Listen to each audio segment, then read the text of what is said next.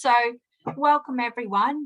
Thanks very much for coming along to the webinar tonight for our solar and energy bulk buy.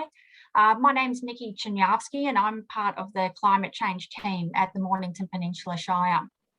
Before we start, I'd like to acknowledge and pay respects to the Bunurong Boonwurrung people, the traditional custodians of these lands and waters. The Shire's partnered with the Australian Energy Foundation on this bulk buy program, so you can have access to renewable and energy efficiency products at a discounted price, but also so you can have the confidence that these products are from vetted and experienced suppliers and installers. So the bulk buy program is one of the Shire's many commitments to climate change action that are within our climate emergency plan. So this webinar is an opportunity for you to learn from the Australian Energy Foundation staff, but also from the product suppliers about the program, its benefits, and specifically about the solar and battery products that are available. So tonight's webinar will be presented by Andrew Redaway. Andrew is the bulk buy project manager at the Australian Energy Foundation, and Anthony Williams from EcoSolar, who will specifically talk about the solar and batteries. So thanks, Anthony. If you do have any questions during the presentation, if you could please add that into the Q&A section, you'll see there at the bottom of your screen, rather than putting that into the chat, because it's just a little bit easier to find and you'll get an answer a little more quickly. So I'll hand over to you now, Andrew, to start the presentation. Thanks.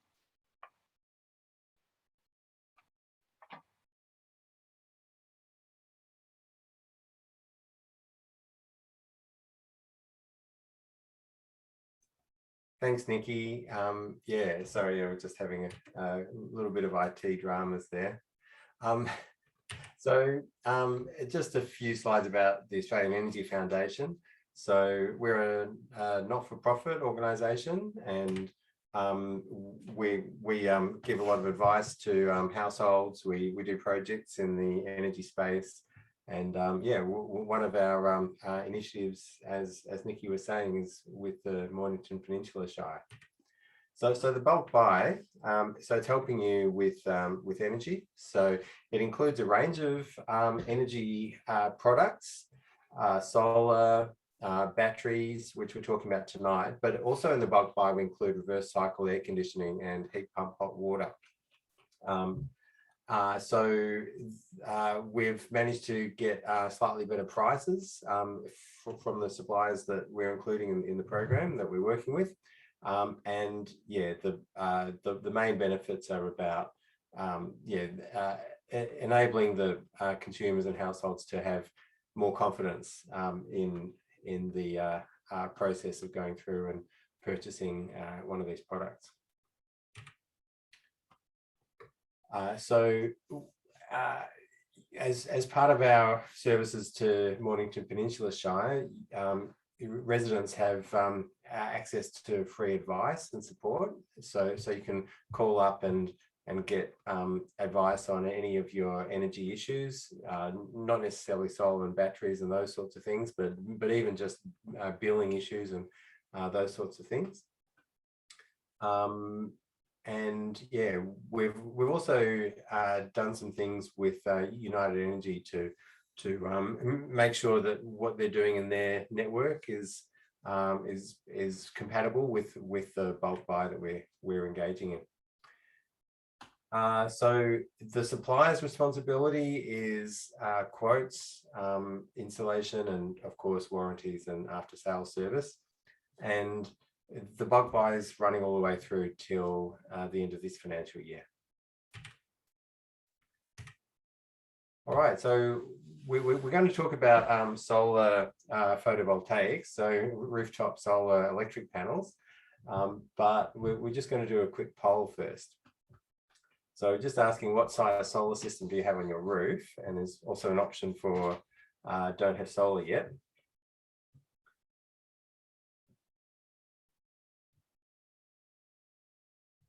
Yeah, the size of solar systems has varied over the years. So the solar uptake started a decade ago. Well, earlier than that, but it really got underway around a decade ago.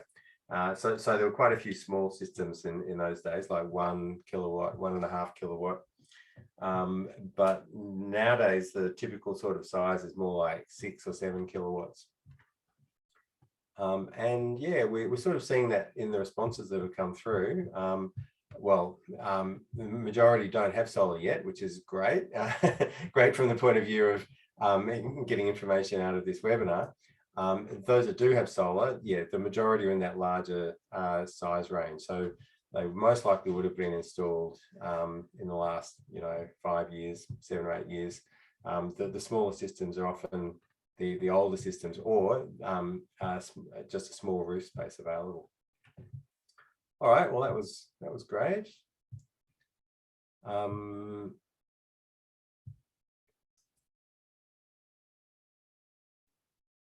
All right, so we can just, if that screen's still up on your monitor, then you can just close the screen to get rid of it. All right, let's get on about how solar works. So on the right of the screen here, we've got the poles and wires for the grid. So we're talking for in the context of a grid connected home. If you're off grid, maybe out in the bush somewhere, then that's a different story. But the vast majority of people with solar on the roof are grid connected. So you've got a smart meter, which is the billing meter, and you'll have a switchboard either next to the meter, like out on the front of your house somewhere probably, or the switchboard might be inside your home. So those components you'll have whether you've got solar or not. So if you get a solar system installed, then you get the panels on the roof, and they have cables that go down to a gadget called an inverter, which will be a box on probably on the external wall of your house or in a garage are the most likely locations. And that changes the electricity coming from the panels into the standard type of electricity that your house uses and also the grid uses. So it's 240 volt alternating current, AC. Some solar systems, you won't have an inverter on the side. Those systems, instead, they have a little gadget under each panel. So that's called a micro inverter. So how do you save money with solar? Well, you'll be buying less electricity, because when the sun's shining and you've got electricity, you've got power coming out of the solar panels, then your appliances have the first call on that power coming from the panels. So if you're if you would normally be paying, say, 17 or 26 cents for each unit of energy from the grid, then you're saving that if you're running an appliance and it's coming off your solar panels instead of from the grid. And then if at any point in time you're generating more than what your appliances are using, then automatically the excess gets exported, gets fed in to the grid. And that will earn you a feed-in tariff, which is less than what you pay from the grid. And there are some reasons for that. But so you might be getting somewhere between 8 and 12 cents. The feed-in tariff, it actually varies. It fluctuates with the wholesale value of electricity on the spot market. And in Victoria, there is a minimum feed-in tariff level, which is set each year by the Essential Services Commission. Yeah, so it's not a massive amount per kilowatt hour, but it does add up. If you've got like a reasonable size solar system, like 7 kilowatts or something, say 18 panels, then yeah, you actually are going to be exporting quite a lot, and that does help a fair bit to get your bills down. Okay, so what we have here is just an example chart on the left, an analysis that was done for a particular household by Curtin University. Now each household is going to be different. They'll be using different amounts of power. They'll at different times of the day, different times of the year. They'll have a different size solar system. And yeah, the solar panels might be pointing in a slightly different direction. But yeah, as a rule of thumb, you're looking at a payback time between 3 years and 7 years. So you're obviously paying up front for the solar system, but then you're saving on your bills. And so you'd expect that your bill savings would add up to the amount that you paid for the panels, anywhere between 3 to 7 years, depending on those factors. So maximizing solar. So when you've got solar on the roof, then it's in your incentive to consume electricity when it's sunny and when your solar panel is generating pretty well. So one way you can do that is to install a time delay switch, like the one on the screen. So it's just a piggyback. You plug that into your PowerPoint, and then you plug your appliance in, and you can set it to start up a certain time and stop, and on a every day or every Tuesday, or however you want to set it up. Another thing you can do is preheating or pre-cooling your home or a room during the afternoon. So the idea there is if you're not home, if you're out at work or whatever, you might want to have your air conditioner or heater going, so that you're actually doing your space conditioning while the sun's out. So it's mostly coming from your solar, which is quite cost effective. The big caveat with that is, if your house is leaky, then it's probably not going to work out too well, because your air conditioner might be working really hard to try and cool the house down, but if a lot of that air is leaking out through drafts and cracks and that sort of thing, or if you've got big areas of glazing, which is a weak spot in your house's thermal insulation, then you've got that heat soaking through the windows. So yeah, you'd have to just be a bit cautious with the preheating and pre-cooling. It tends to only be a really economic option if you've got a very well insulated and sealed home. Okay, so what solar options do we have under this bulk buy? There's actually quite a few solar options that you can see on the bulk buy webpage, and we'll be coming back to a link to that later on. And under the bulk buy, you're actually not limited. By the time that the installers are doing a quote, they'll be customizing a system based on how many panels you can fit on your roof and your budget and all those other sorts of factors. But to give you an idea, if we've got a system with 10 solar panels, so each of these panels has a rated power under standard sort of really good sunshine conditions of 400 watts. So the rated power of the whole system is 4,000 watts. That's 4 kilowatts, and a Solis brand inverter. So yeah, with the bulk buy price, that's $5,570. Now with solar, there's rebates, which is a great thing. Helps to keep the prices down for consumers. So there's what's called the STC rebate, a small technology certificate. So that's available to everyone. There's no eligibility criteria. And so anytime you see a solar quote, it will almost certainly include that STC rebate, and it'll just come off your quote as a point of sale discount. Now, there's also an additional rebate which the Victorian government has offered through Solar Victoria, and that one does have eligibility criteria around income levels and property valuation, which has been an issue for farmers, because even though everything might be mortgaged and loaned up to the hilt. If the valuation of their acreage is up there, then that may exclude them from the solar Vic rebate, which has been an issue. So you can check out those details on the Solar Victoria website, or you can call our energy advice line and they'll help you out with those details. So yeah, prices include installation, and these prices are subject to change because as I'll explain later on, it's a bit of a strange time at the moment in the solar industry.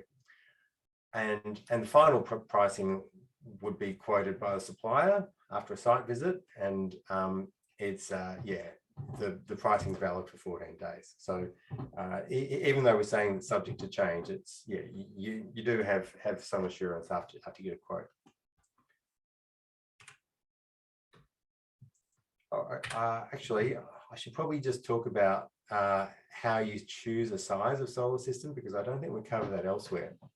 So yeah, as I was saying, the sort of standard most common size is around the 6 or 7 kilowatt sort of range. That's just a bit of a sweet spot that it's fairly easy to install in terms of how the equipment gets hooked up and interacts with the thresholds that United Energy can place on how much power you're allowed to export out to the grid. And yeah, I think that would be a good starting point if you don't have any other sort of ideas about how big your solar system. You look for something like 14 to 18 panels, that sort of range.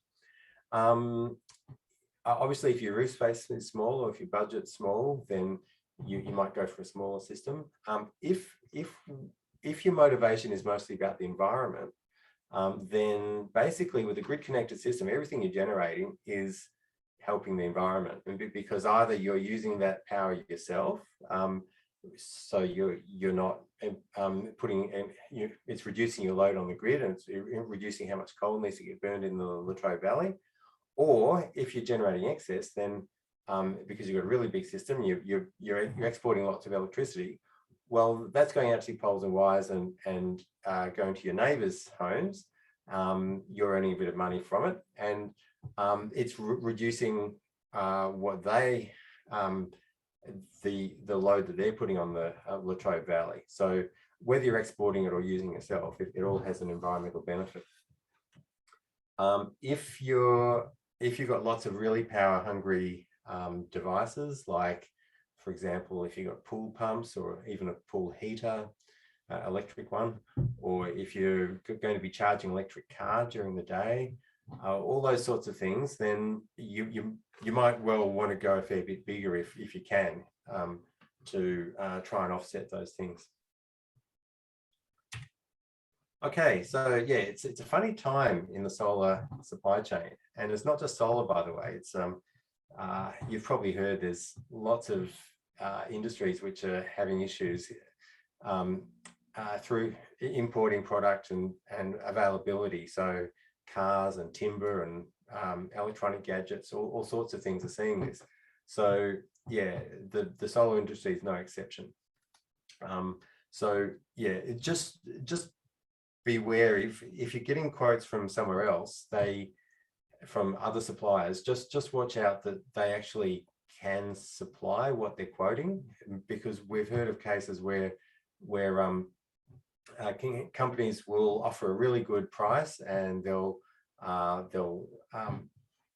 sign you up, and then they might delay the installation, or they might do a switch and try and offload a different product than what they've actually quoted on.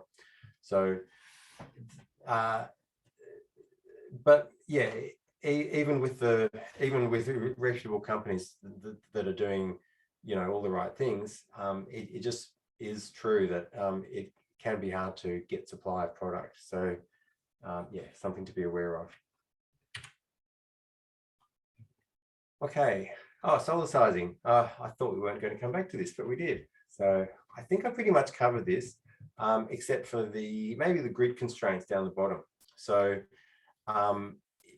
if you want to put on a really big solar system, like say 15 kilowatts or something like that, if you've got a normal electricity connection, then in the United Energy area, they're going to normally impose a limit of how much power you can export to feed into the grid at any point in time of around 10 kilowatts. So what that means is if the solar conditions were perfect, like the sun's directly overhead pointing on the panels, there's no clouds, it's not too hot, and if you're not using much power yourself, then your panels could be generating at 15 kilowatts, but yeah,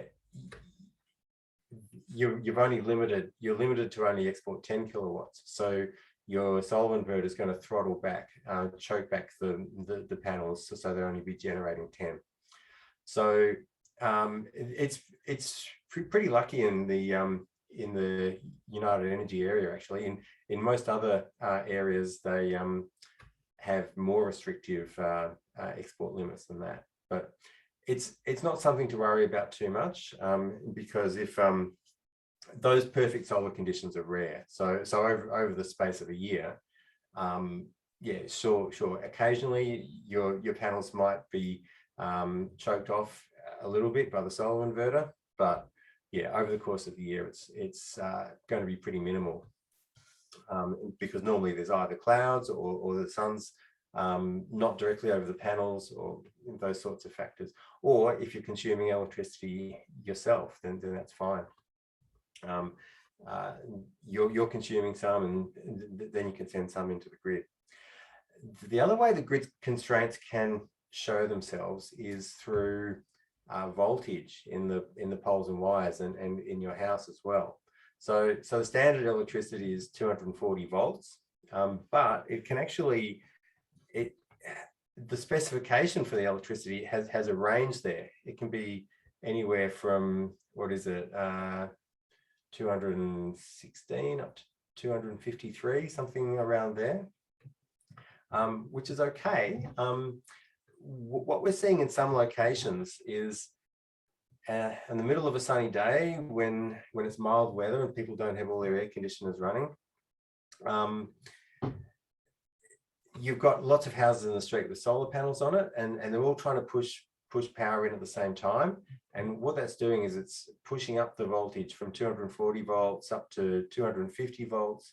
And if it gets too high, then your solar inverter will say, oh, okay, the voltage is getting a bit high. I don't want to make the problem worse, so I'm going to reduce my output. So if you are in a street with lots of solar, and the infrastructure, the poles and wires and transformers in your area haven't been expanded recently, then that could be something you'd see. And there is a way that you can check this actually.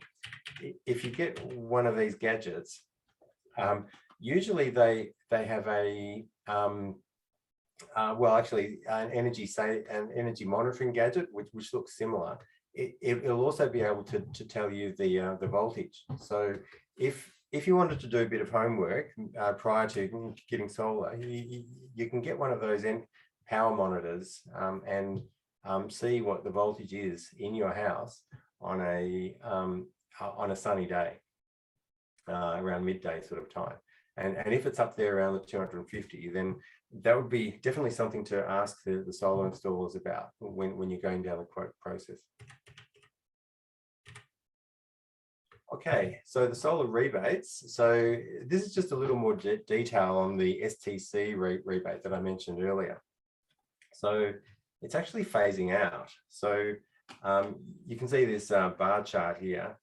So in 2016, it was up at this level. It's now reduced to significantly, and then by 2030 or 2031, it'll be totally gone. This is actually a good thing, I guess. we do want the solar industry to stand on its own feet and not be propped up forever by taxpayers or by other electricity consumers. And having a gradual phase out is a big advance over some other initiatives and rebates and things that have occurred in the past, which have contributed to this solar coaster, especially for solar installers. They get this, boom bust sort of cycle as incentives come and go. Now, this is the Victorian state government one. So through Solar Victoria, eligibility criteria down the bottom, and the magnitude of that rebate is $1,400. Yeah, the 50% of price is unlikely to apply. And it's also possible to get another $1,400 as an interest-free loan. So that can really reduce the upfront amount that you have to pay for a solar system. And it's also a little bit easier for renters to access this now as well. So I might not go through all these details here, but if you are a renter and you're still going to have to deal with your landlord and try and get them to come to the party, which can be tricky, but yeah, if you've got a cooperative landlord, then there are some good ways to make that happen now, which is great. Now, another thing that's been in the news a little while ago is the solar tax or the sun tax, which is just a label that's come up in the media. So this has caused a bit of concern. People are worried that, okay, if I'm going to be exporting electricity, then maybe I'm not going to get money for it. I'm going to have to actually pay to my power company for exporting electricity or something like that. It's actually not that bad. It's only just been a change in the electricity rules by the Electricity Market Commission, and all they've done is they've said that in the future it is going to be allowed for power companies to offer you a plan which includes a charge that applies specifically to solar owners rather than just to everybody. Now, it looks like if that does happen, well, firstly, it's not allowed to come in until 2025. It can only be optional until 2035. And it's likely to be a small charge. So you might be wondering, well, hang on, why would anybody choose or opt to pay a charge? Well, what's probably going to happen is that power companies are going to start offering plans that are a bit like broadband internet plans, where they'll say, okay, you've got a certain export power capacity, like you can export up to 5 kilowatts, or if you want to export more than that, up to 10 kilowatts, then yes, you can go on a plan which allows that, but you'll have to pay a little bit more as an annual fee or whatever to enable that extra sort of bandwidth, that extra upload limit, if you like, for exports. So it's probably not going to be a major issue, and there's no indication that it'll be at a level which sort of ruins the economics of solar. Oh, and it also comes with reforms that are really beneficial, because at the moment, United Energy really has no obligation to accommodate solar exports at all in its system. They're basically doing it out of the goodness of their hearts. But once these new rules come into effect, then United Energy will actually be regulated and monitored on how well they're accommodating solar exports in their system. and if they're dragging their feet and their infrastructure is lagging behind, and solar generation capacity is being wasted because of bottlenecks in the system, then the regulator can crack down on them. So that's all a good thing, which really should get into the industry. All right, I think we were going to do another poll. I can't remember what it was, but I think Drew's got something organized. All right, batteries. So if you are interested in a battery, then why? Are you looking for blackout backup? So if the grid goes down, we had some big incidences of this recently, then you've still got some power for your appliances in your house, or maybe even power your whole house via the battery through the blackout. Is it for grid independence? So you just want to use less energy, import less energy from the grid. If you've got a blackout, then you can store some excess solar during the day, which you then discharge from the battery during the evening. Is it to help the energy transition? So if we're moving to a fully renewable grid, then we are going to have a fair bit of energy storage in the grid to cover night times and times when the wind's not blowing for much over a week, for example. If you have a still cloudy week, then yeah, our electricity system will have to have a fair bit of energy storage. So you can see that you're sort of doing your bit by adding a bit of energy storage in your property. Or are you after economical bill savings? So yeah, the results coming out is it's mostly seems to be a mix between blackout backup, bill savings, grid independence, a bit of a mix, but pretty much everyone is interested in a battery. So that's good to see. All right, I guess we can end the poll.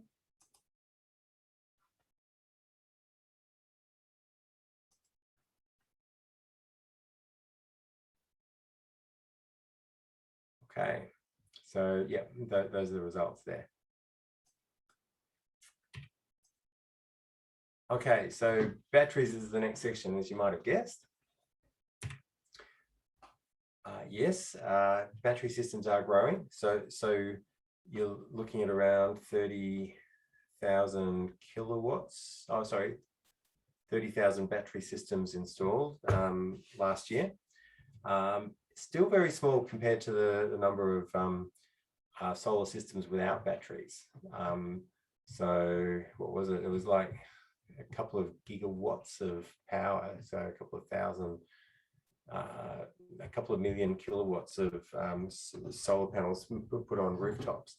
So yeah, it's still a very small percentage of households that are choosing to add on a battery with their solar system. But yeah, it is there. So how do batteries work? I sort of mentioned this just before, but so often households have a bit of a morning peak in their consumption and an evening peak, but then with their solar panels, they're peaking around midday. So you'll have an excess of power that can instead get stored in the battery, or maybe some of it gets stored in the battery. And then your battery discharges in the evening to supply some of your power through the evening peak, or even all of it if the battery's big enough and you're not using too much power in the evening.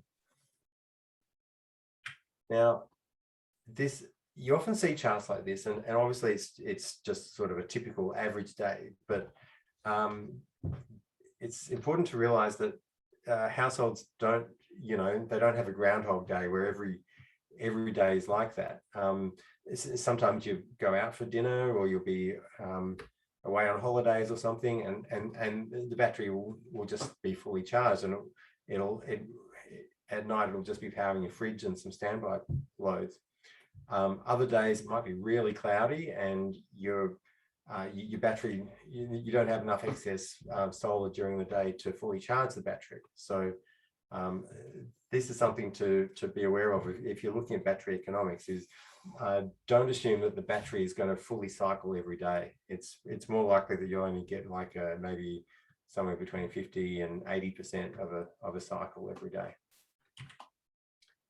Okay, so why are people installing them? Get more energy independence, so they have a feeling that they're not relying on the grid so much. Backup power, be part of Australia's sustainable future. So doing your bit for the grid by adding to the overall storage capacity. Off grid on a remote property. So often if you're installing it like on a new block out in the bush, you go to the United Energy or whoever the poles and wires company is and say, okay, how much would it cost to have the poles and wires extended up to this new block? And they come back with a bill like $30,000 or $80,000 or something like that. So that makes it a pretty easy decision to not be connected to the grid and instead put in an off-grid solar system. The other reason is economical bill savings. Now, with batteries, they are still fairly expensive compared to the rest of the solar system. So if that was your only reason, then it's hard to make an economic case if you've just got a typical situation. So if you're adding batteries onto a solar system and just looking at the bill saving aspects of it, normally it's going to extend your payback time. But if you're doing it for one of these other reasons, then yeah, your bill savings will be enhanced by adding a battery on top of just the normal bill savings you get from solar. So yeah, the combination of the bill savings and one of these other factors may make it a good case for you to install a battery. It's a personal choice that each person putting in solar would have a, yeah, they've got their own perspective on it. Where can you put a battery? So there's an Australian standard that came out, I think it's about a year ago now, that has some restrictions on where you can put a battery. This is Glenn Morris. He's a bit of a solar guru up near Healesville. He runs it. He's developed his own microgrid that runs several properties up there. That there's no connection up to the normal grid.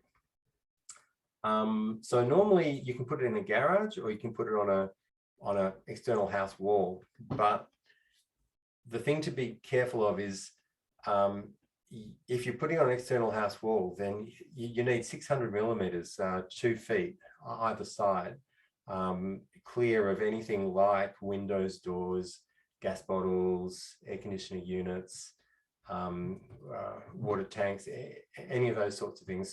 So you need a fairly wide, clear wall, and also vertically as well, 900 millimeters. The installers might need to put a thick sheet of fibre cement up on the wall as well, especially if it's if the other side of the wall is a habitable room, like a living room or a bedroom or whatever. So yeah, if you're thinking about where a battery can go, then that's important to keep in mind. All right, so under the bulk buy, we've got 2 batteries on offer. There's the Alpha ESS Smile 5 battery. So this has a rated capacity, energy storage capacity of 9.1 kilowatt hours. So just to give you an idea, if you have a solar system that's, say you had a 7 kilowatt solar system, it's a bit cloudy, so that might be generating at a level of say 4 kilowatts. So if all of its power was going into the battery, it'd take a bit over 2 hours to charge up that battery. But of course, you'll probably be using some power yourself for appliances in your house, like fridges and or your other electrical appliances that you're running. So yeah, it would take a bit longer to fully charge it. The other one is the Tesla Powerwall 2. So that's, I've got a larger storage capacity, 13.5 kilowatt hours of energy. And yeah, you can see the prices there, and they exclude the Solar Victoria rebate for batteries.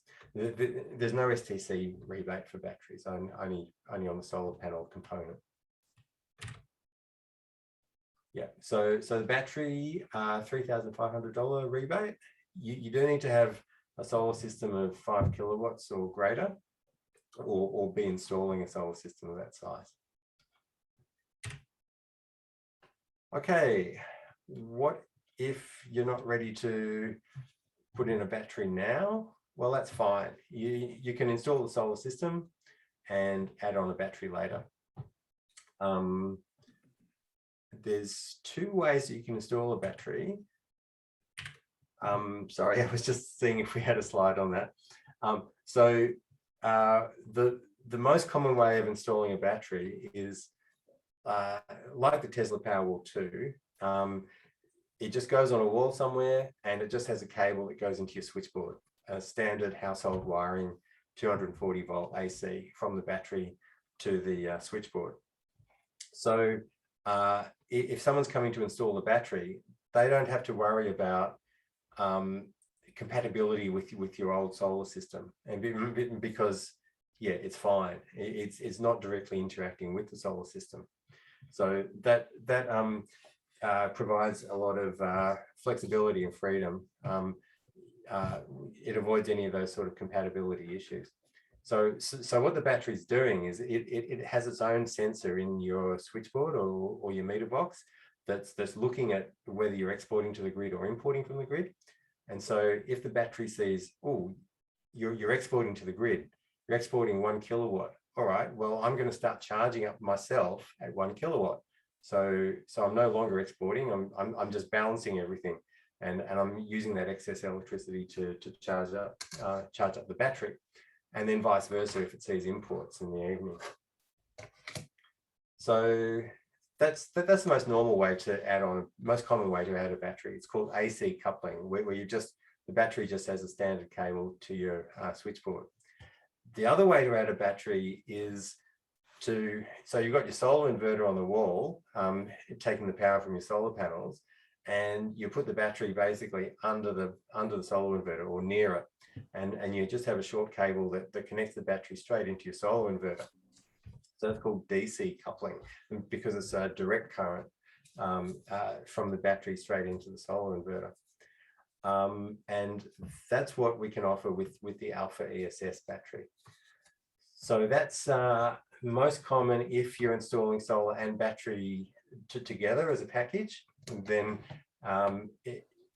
it's relatively easy for the solar installer to add in that battery and configure it all as a combined system. Okay, so resources for further research. So at the AEF, we have a couple of guides here with lots of information that you can access on our website. Now, we also just wanted to quickly mention the other products in our bulk buy. We have done other webinars on these, but you may not have seen those. So heat pump hot water. I'll try not to twist my own tongue. So a heat pump hot water system. That's like the one on the right here. Reclaim Energy is one of the brands that we offer in our bulk buy. So it's got the water tank, and it's also got this unit that's basically the same as the outdoor unit of a split system air conditioner. So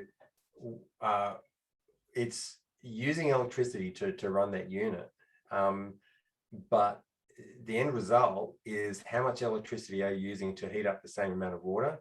Well, only about a quarter as much as an old-fashioned electric hot water system or gas.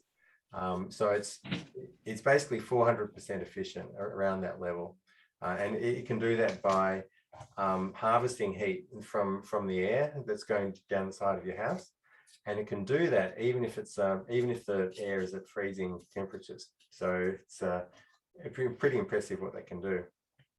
So you end up using a lot less energy from the grid or from outside sources to heat up your water. And also air conditioners. Most households have an air conditioner in their home somewhere. Like often it's a split system in the living area, and most of those are reverse cycle air conditioners. So if you look at in the remote control somewhere, it'll have an option to use it for heating as well as for cooling. And what a lot of people haven't caught up with, is the the modern appliances for these air conditioners. They're so efficient now that they've become the most economic and cleanest way to heat a room or heat a house. So yeah, if you're next winter, if you're at times when you only need to heat part of your house, then yeah, I'd say experiment with using an aircon to do the heating instead of gas, and see what happens to your electricity and gas bills. All right, time to hand over to EcoEnergy. Hello, everybody. I'm Anthony from EcoEnergy, and my battery on my computer is telling me I'm running very low. That's really bad. EcoEnergy is part of a company called the Eco Group. We have a residential solar team, a commercial solar team, and we do commercial LED lighting. The company recently got purchased by Energy Australia, so that's our parent company now. We've been in the market now for nearly 11 or 12 years, doing residential and solar installations throughout Victoria, New South Wales and Queensland. I'm sorry, I can't read this very well because I've got video over the writing. I'll move that, sorry. We like to look at what we do as the longevity of the company is what gives our customers sort of peace of mind that we've been in the market for a long time and that we're here for a long time. And we've been able to sort of adapt to all the changes that have come into the residential solar space over that time, and there's been a lot of changes. We like to think that we provide trust for the councils that we work with, especially the Australian Energy Foundation, that we're a trusted partner as an endorsed partner with the council.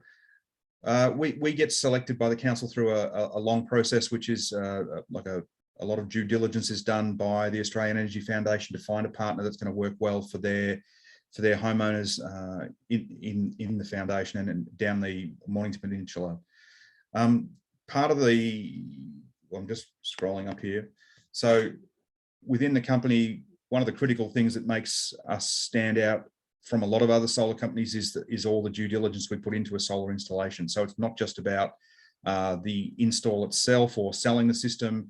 There's a lot of critical points that go into design for a solar system and products required to make that design successful. Also, we put a lot of due diligence into doing a pre-install inspection of the property, but prior to the installation, to make sure that all safety issues are met, access to the roof can be successfully done, health and safety requirements, the health of the roof, and that the design provided will be successfully installed. Excuse me, I've got to go page down now. So our residential team is only a very small number of people. There's only 5 of us in the team. And everybody's got different levels of experience with either electrical engineering backgrounds or billing and metering backgrounds, solar design or electrical requirements and so forth. What else can I tell you? The company goes to a lot of trouble to make sure that the most important thing is the homeowner's journey from the first initial contact right through to not just installation, but post-installation obligations as well. There's a lot of mysteries in the solar industry about what happens after a solar installation, and if a customer's not given that sort of information, it can go very quiet for them after a solar install.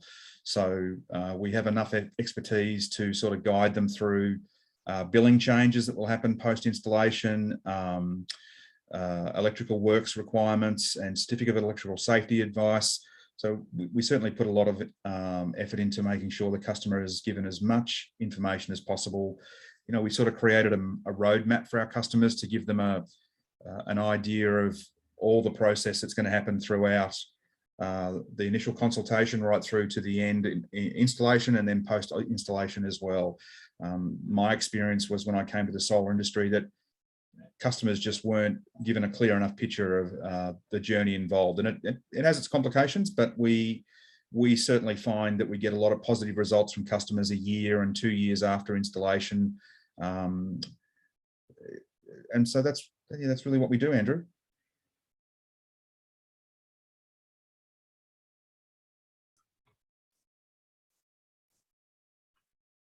Sorry, Anthony. Which slide were you after now? I think there's the tree planting program that's there as well. Yeah, we got involved with CSR for this tree planting program, which has been really successful as well. We've done a couple of field days where members of our company have been there doing tree planting, which has been really fantastic. It's been great for our social media platform and exposure for, you know, the sort of the breadth and depth of the things that we're prepared to do to be part of the renewable energy industry. So for every installation that we complete, we commit to having a tree planted. There's a certificate produced to acknowledge that contribution. And the idea is to show a positive input to assist with, the effects of climate change and reducing our carbon footprint as well. I'll go to the next one. So there's the next slide we've got here. I'll have to be upfront and say I don't have a lot of experience with recycling of damaged or faulty panels. We certainly have a lot of experience and spend a lot of time with customers who have got existing solar systems that have either have been damaged or stopped working, or they want to upgrade their system to a brand new or a more current system with better efficiency and higher output panels. A lot of those solar systems that were installed 10, 12, 15 years ago have got a much lower output panel system and a much lower efficiency. So we've been dealing with E360 solar. Part of what I do, for example, if I've got a customer that's having a system an existing system removed, this company, we use them for recycling of the panels. You know, your local tip won't take these products, and people sort of have that question about what to do with existing solar panels. We don't get many inverters back at all. We're very lucky that the inverters that we use in the company don't cause us any headaches. We don't get anything that needs to be replaced. Sometimes we have problems when there's been a storm or a network outage, and sometimes it might be more a phone call about resetting the inverter to get it back online.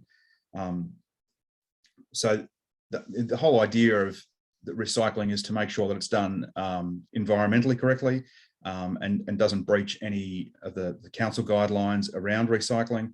And the idea is to reuse and recycle these materials as well. Sorry, changing slide.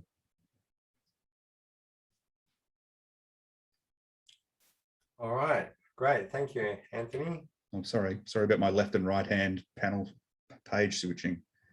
Oh, no problem. So, so the key takeaways: why install solar? So, the bill savings are quite attractive. The payback period you can achieve varies depending on several factors, but yeah, if you look at even at the sort of upper end of like a 7-year payback, people tend to sometimes look at that and say, well, that's quite a long time to get a payback on a system, but it's actually pretty good if you convert that into like into financial terms, like internal rate of return or equivalent interest rate kind of numbers, then it actually comes out very competitive against low risk financial investments. So if you are looking at solar as an investment, then that's stacked up pretty well. And on top of that, if you're getting your return as a bill saving, then there's normally no tax implications on that. Whereas if you're putting your money in a low risk financial investment and you're getting dividends or whatever, then yes, you'd normally have tax payable on that. How to get the right system? Well, panel inverter brands, good warranties, CC approved retailer, that should be. So yeah, with solar retailers, there's one of the ways that you can get some assurance on their trustworthiness is whether they're on the list of retailers that are approved by the Clean Energy Council. In Victoria now, it's not such a differentiator as what it used to be, because pretty much all of the solar retailers are approved solar retailers. They're all on that list, and because they need to be able to pass through those Solar Victoria rebates. The other thing that's been changing recently is the regulation of the industry has become beefed up a bit more. There's a different organisation. There's millions of market bodies, but this one's called the Clean Energy Regulator, and they've now taken over some of the enforcement actions to chase up any dodgy solar installers. And yeah, there are some, like there are in any industry, like you hear about dodgy builders and that sort of thing.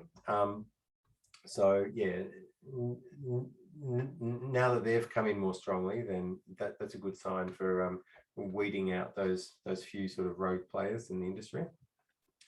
What about batteries? This comment doesn't seem to be fully complete, but yeah, so batteries can give you several benefits and also enhance your bill savings from your solar.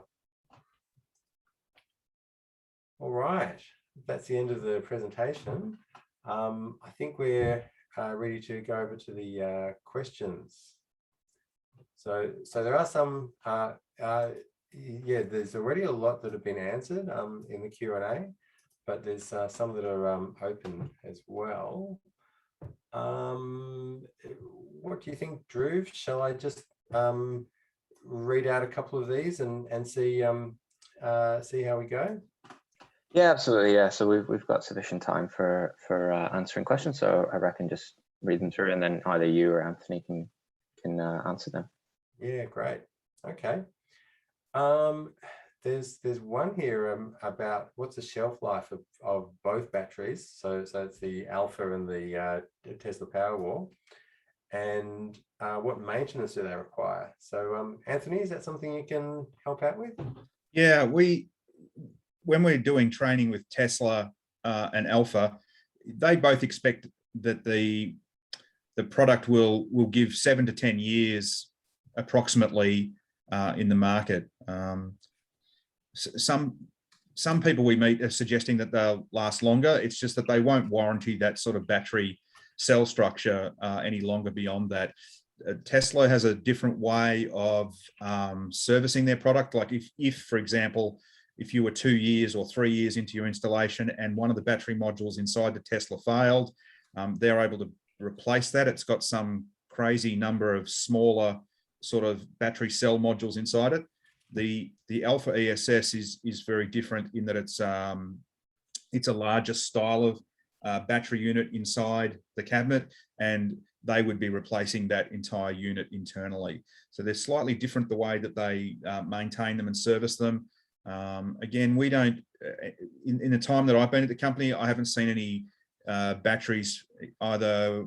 Previously we were doing Redback, we've now got Tesla, and we've also got the Alpha ESS, but we generally have more issues with batteries post a storm event. So if you had a blackout or a brownout event, something like that, and sometimes there's been issues with resetting the battery, it didn't automatically reset itself. So usually we have homeowners reach out to us.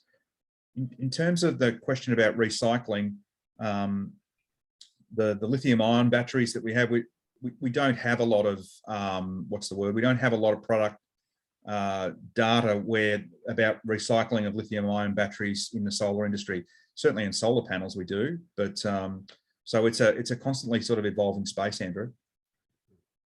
Yeah, there are a couple of companies already set up to recycle lithium batteries. I've met a number of homeowners not far from where I live, at the bottom of the Yarra Ranges, and there's an area around Emerald where there's a group of homeowners up there that live too close to the transmission lines, so they're all off grid. And they have I've met a few of them, and they're constantly recycling their lead batteries that they've used for storage in the past. So these guys are real early adopters with solar and storage for energy off grid.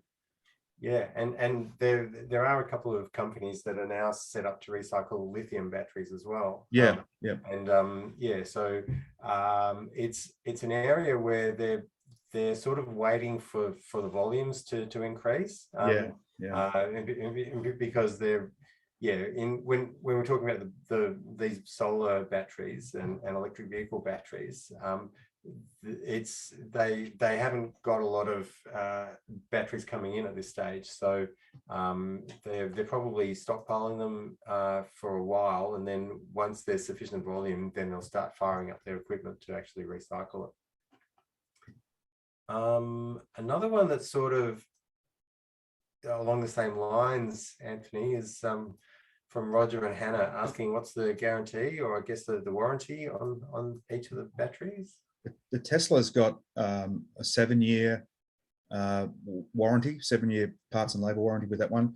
And Alpha, I think, is the same. I will definitely have to confirm that though, because we've only just recently had it go into our calculator. So I'm pretty sure when we were doing training with the Alpha guys, they said it was 7 years as well. Thanks for that. There's a question about what type of batteries are suitable for a tiny house on wheels, suitable for travel/relocation. So with a tiny house, you've got more freedom, because you're not limited to the same locations and restrictions under that Australian standard that I mentioned. So it's a more specialist area, but yeah, I'd be looking at with lithium batteries. There's different sort of types of lithium. So one of them is lithium iron phosphate, LiFePO4.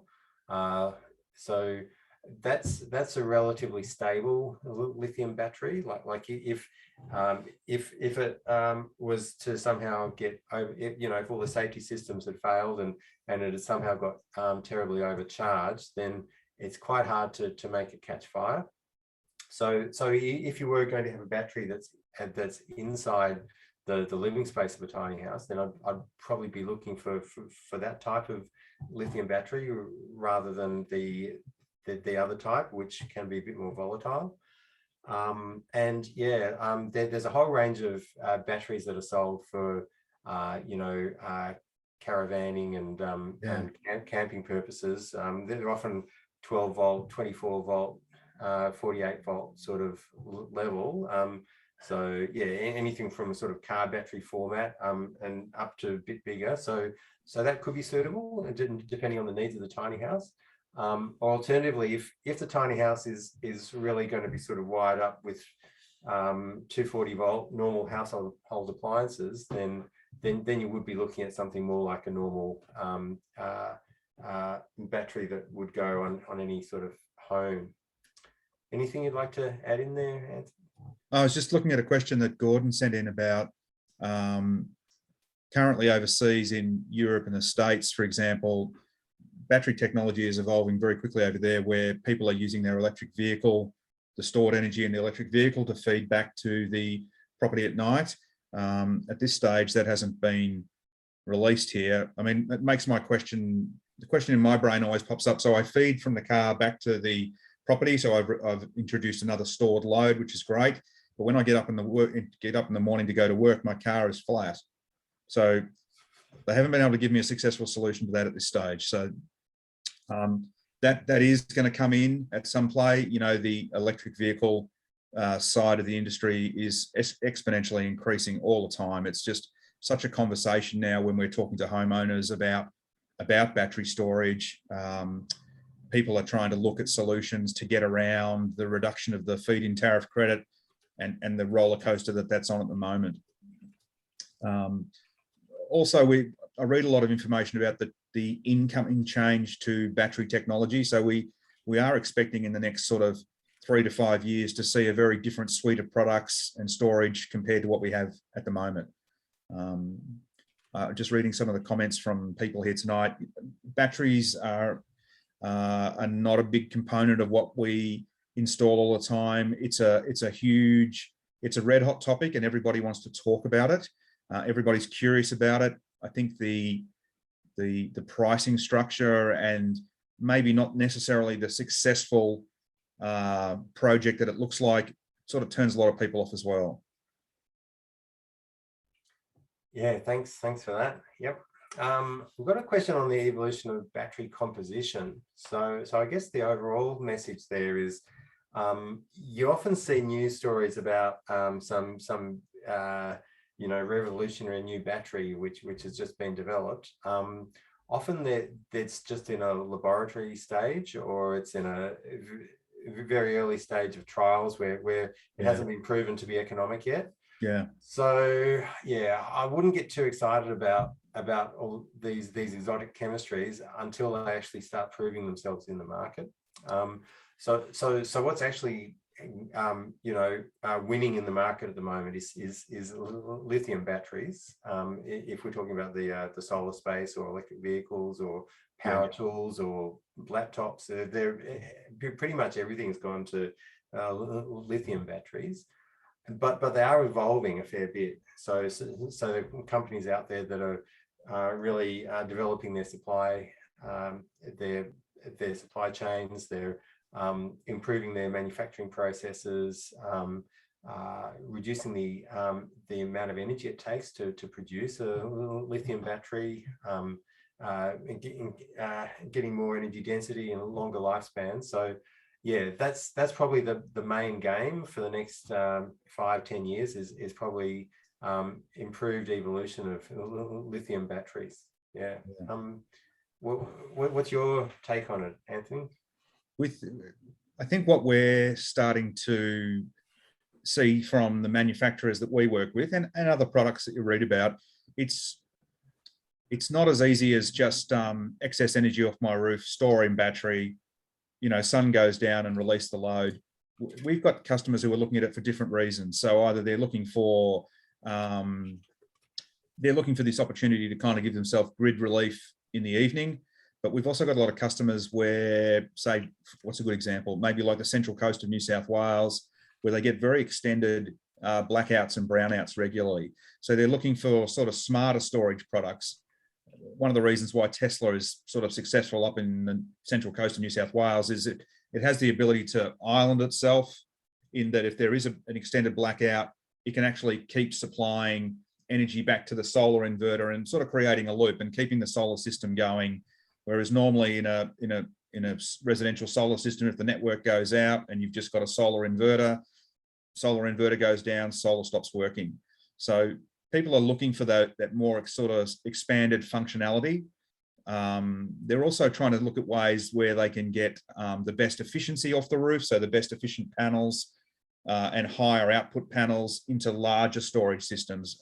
A couple of years ago, I was quoting sort of 4.8 kilowatt battery storage projects as a bit of a sort of entry into this storage market. People now are looking at a minimum of 10 to 11 kilowatts up to 13 kilowatts. And in some cases, like Tesla, where you can add on multiple batteries, going beyond sort of 27 kilowatts of storage. So that's the major change that I'm seeing. It's more about the product functionality being able to cover more than just being able to say grid relief at night. It might be for a whole range of different reasons. Yeah, great. The other thing that's changed, Andrew, that's become really important when we're talking about new products and development is it wasn't that long ago that solar panels were quite a low output and quite a low efficiency.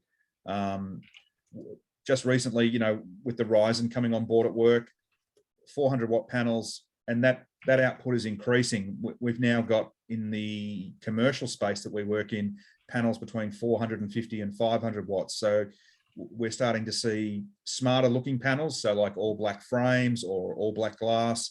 We're starting to see higher outputs of panels, like incredible outputs. But importantly, a lot of the panels now are trying to achieve very high efficiencies. So the benchmark efficiency is sort of between 21 and 22% at the moment. So even the Ryzen panel is sitting at just over 20%. But we talk about new products and new technologies. I mean, there was the highest efficiency recorded at the moment in a laboratory is just over 38% for a solar panel. But the chances of seeing that in the next couple of years is probably not going to happen. There's a lot of good things happening at the moment and a lot of successful integrations slowly filtering in. But every year we're seeing changes and improvements. Great. Yep. We've got one other question at the moment. So if anyone wants to jump in with other questions, that would be great. Otherwise, we might just have to ad lib and ask each other some questions to add on at the end. But yeah, just this last question from Judy is mentioning the recall of car batteries, and there's also, I think, been a recall of some solar batteries from LG Chem.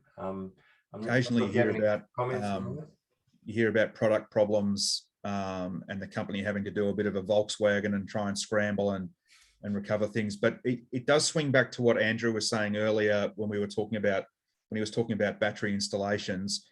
I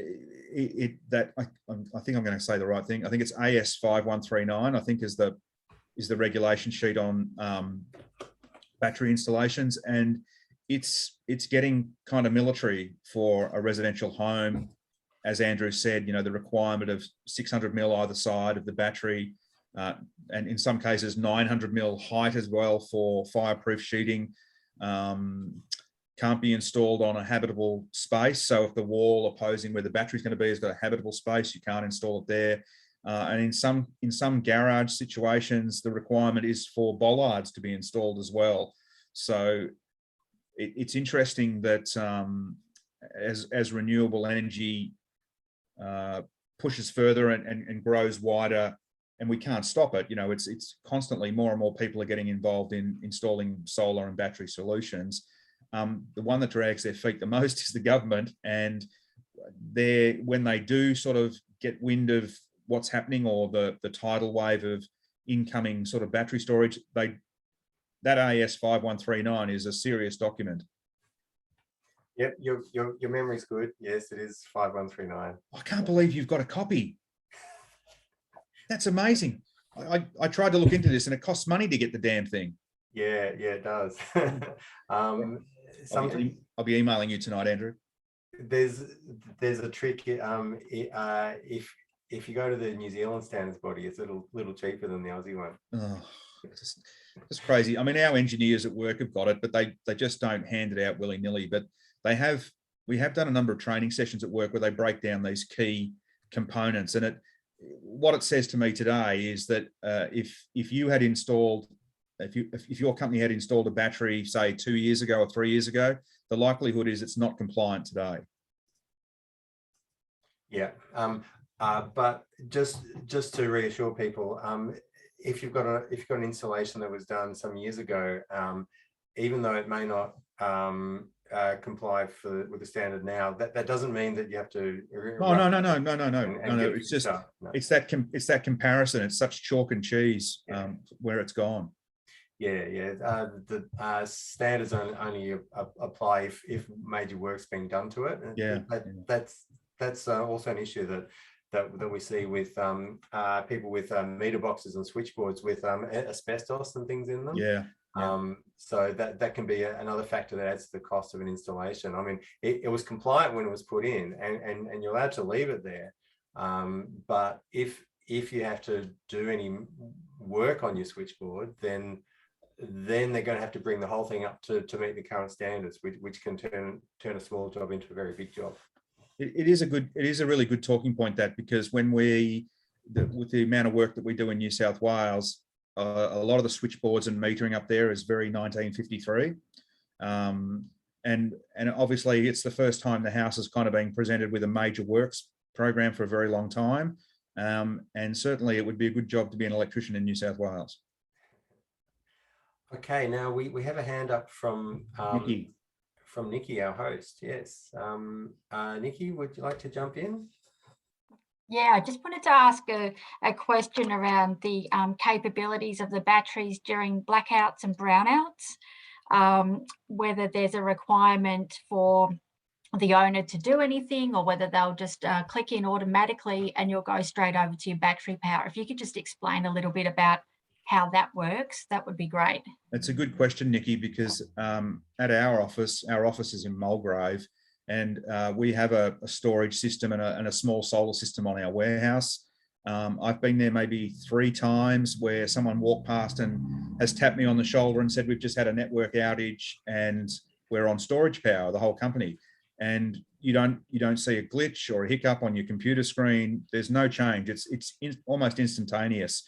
I think Tesla sort of says it's a couple of microseconds in that transfer onto stored energy supply. So it is very, it sort of self-manages itself. So you'll see that once the sun goes down and the solar system stops producing, it will just automatically switch over to battery supply back to the meter. Right, okay. And in addition to that question, if anybody was interested in that capability within the Shire when they're getting a battery, do they have to specifically say to you, we are interested in having this, we want to ensure that this island capacity is included, or is it just automatically part of the battery? No, in a battery install, that's a really good question, because for me, when I first started in the solar industry, I just thought they would just automatically install the battery and say, we'll take option 1, 2, and 3. But they don't. They sort of the installers will ask you specifically what circuits that you want to use in the evening for storage power. And that it could be lighting, fridge, and so forth. One of the important things we talk to people when they're getting serious about battery storage is to think about how to really reduce your usage requirement at night.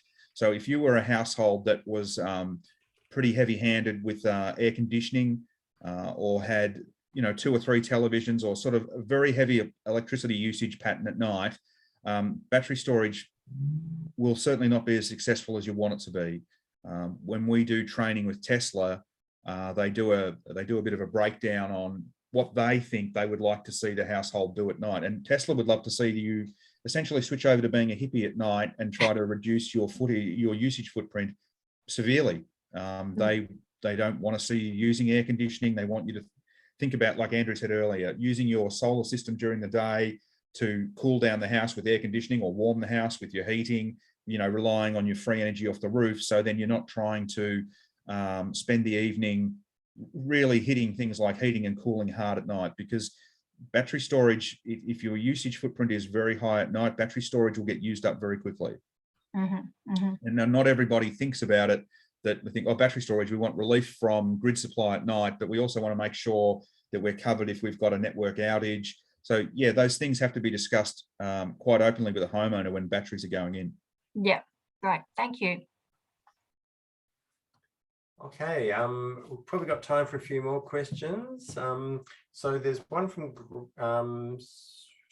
Judy about whether the battery needs to be protected from the weather. So it depends on the battery and its IP ratings, intrusion protection ratings. Do you have any comments, Anthony? Yeah, that's, again, a lot of people have got different concerns about where they want the battery installed. I mean, it's assessed by our installers for the most suitable site based on the regulations.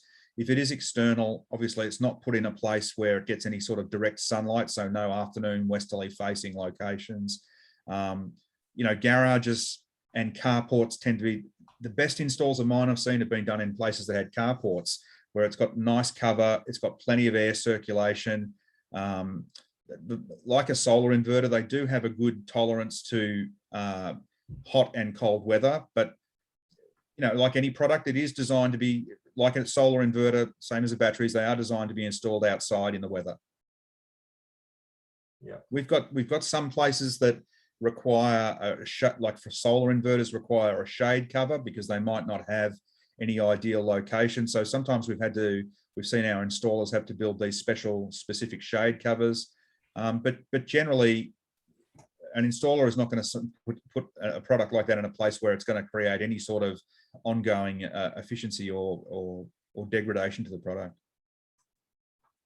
Yeah, great. Thanks for that. Now, we've got one from Grant about the benefit of three-phase solar systems over single-phase. Yeah. So this depends on, firstly, on how your property is connected to the grid. Yeah, exactly. So most households have a single-phase power supply, which basically means you've got one active wire that's coming into your property, one active cable. Yeah. Other properties have a heavier duty connection into the grid, which is called three-phase, which has got 3 active wires coming in. So that, why would you want to go three-phase to your property? Well, it gives you more headroom for the amount of appliances that you can run at the same time. So if you were an all-electric house, which we normally recommend rather than gas these days, and you come home on a winter evening and you're turning on electric heating and your oven and your induction cooktop and your electric car charger and a bunch of other stuff, then that might exceed the capacity of a single phase connection. So if you're in that situation, then that's one reason to go three-phase. Three-phase also has advantages for solar. Might hand over to Anthony for that. Yeah. So what we've been seeing a lot lately is customers in their homes sort of pushing more to trying to go to an all-electric situation, but part of that upgrade might include they want to get a refrigerated ducted air conditioning, and a single phase supply just won't handle that capacity. So they've got to get a three-phase meter upgrade. The benefit in the network that you're in down in the peninsula, United allows a 10 kilowatt, up to a 10 kilowatt inverter on single phase, but on a three-phase connection, it allows up to 10 kilowatts per phase. So you can go for 30 kilowatts of solar inverter, means a maximum system size on your roof of 39.9 kilowatts. It's a monster.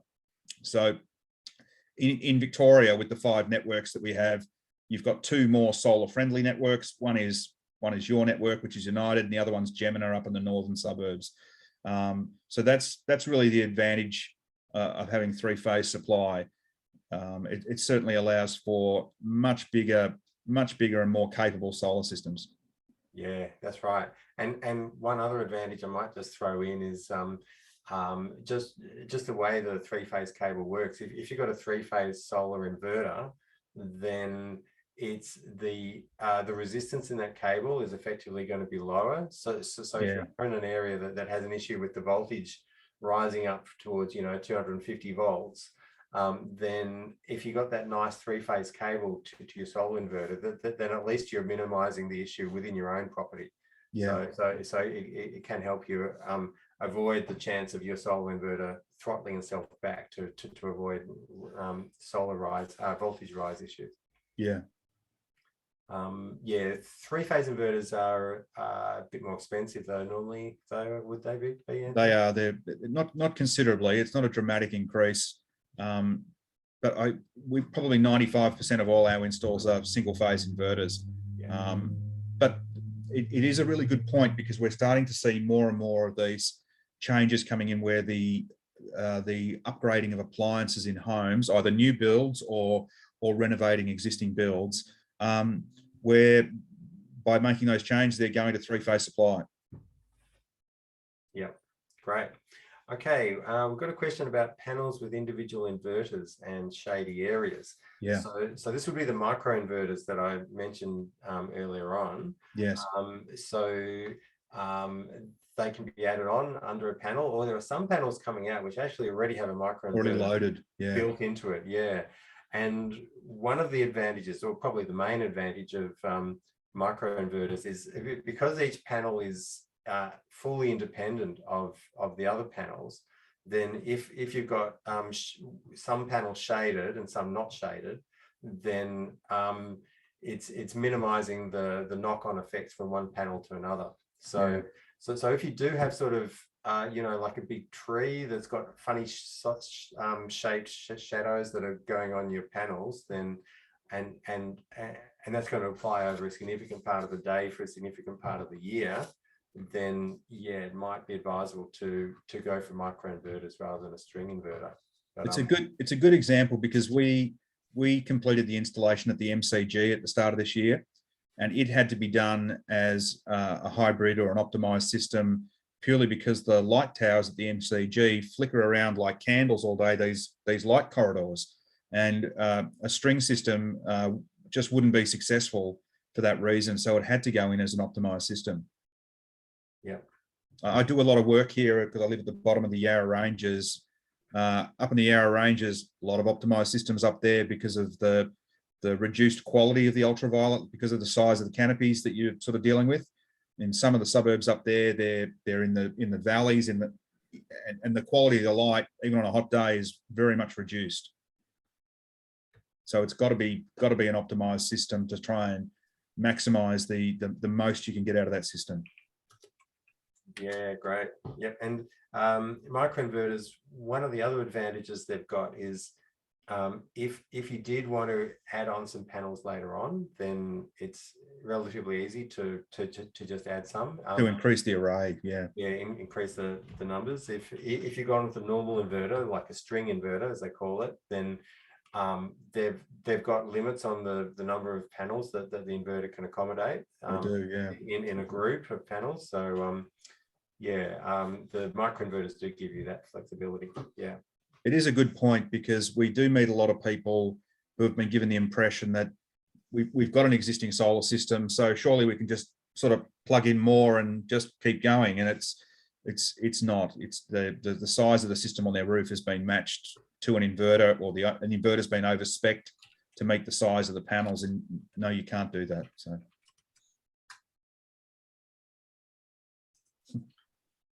All right. I think we're pretty much at the end of the questions, which is... I think Judy gets the award for the most amount of questions.